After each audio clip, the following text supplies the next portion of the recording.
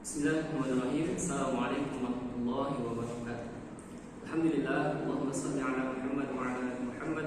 Rabbi shrah li sadri wa yassir li amri wahlul 'uqdatam min lisani yafqahu qawli. Hai teman-teman. Nah, kali ini kelompok kami akan membahas mengenai epistemologi.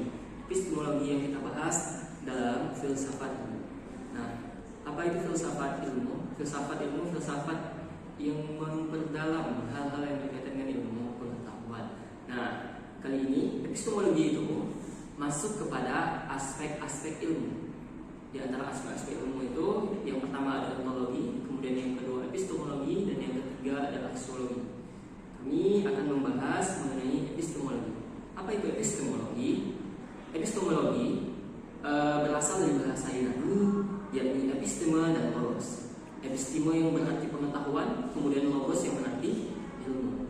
Nah, bisa kita katakan bahwasanya epistemologi adalah suatu ilmu yang mempelajari mengenai atau mengkaji suatu hal yang berhubungan dengan pengetahuan atau asal mula metodenya, teori dan lain sebagainya.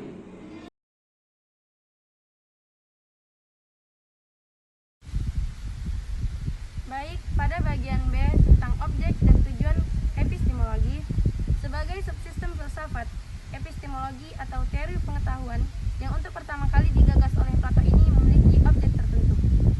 Segenap epistemologi ini menurut Jujun S. Surya Sumantri berupa segenap proses yang terlibat dalam usaha kita untuk memperoleh pengetahuan.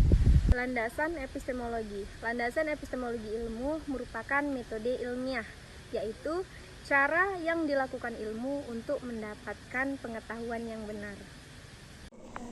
Nah, epistemologi sering disebut dengan teori pengetahuan yang mengungkap atau lebih memfokuskan kepada makna pengetahuan itu tersendiri, baik dari sumber, hakikat, kemudian kegunaan, jenis pengetahuan dan lain sebagainya. Nah, bisa kita katakan bahwasanya epistemologi ini dia mencakup semua hal yang berhubungan dengan ilmu pengetahuan itu sendiri, asalnya, lain sebagainya.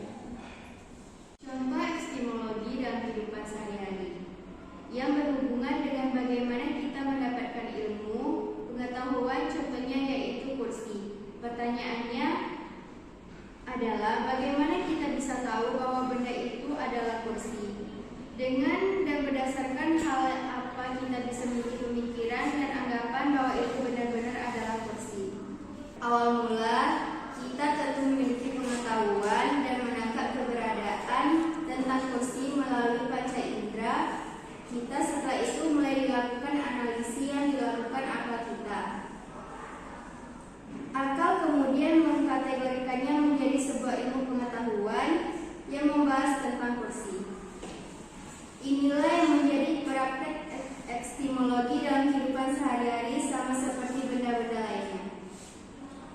Nah, berbicara tentang aspek-aspek ilmu di kajian filsafat, sebelumnya ada 3 konsep dalam aspek-aspek ilmu tersebut.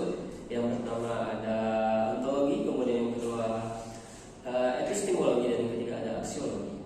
Nah, di bagian epistemologi dia memiliki peran bagaimana cara kita untuk mendapatkan satu ilmu pengetahuan dari objek yang kita pikirkan.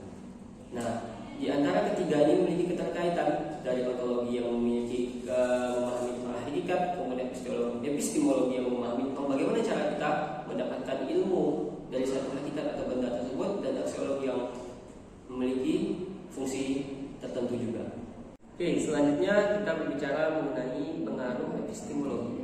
Nah, epistemologi sangat berpengaruh terhadap kehidupan atau pengetahuan manusia. Kenapa? Karena dengan kita mempelajari epistemologi atau sumber ilmunya, maka kita akan mendapati suatu ilmu pengetahuan, baik ilmu pengetahuan baru maupun ilmu pengetahuan untuk kehidupan yang akan datang.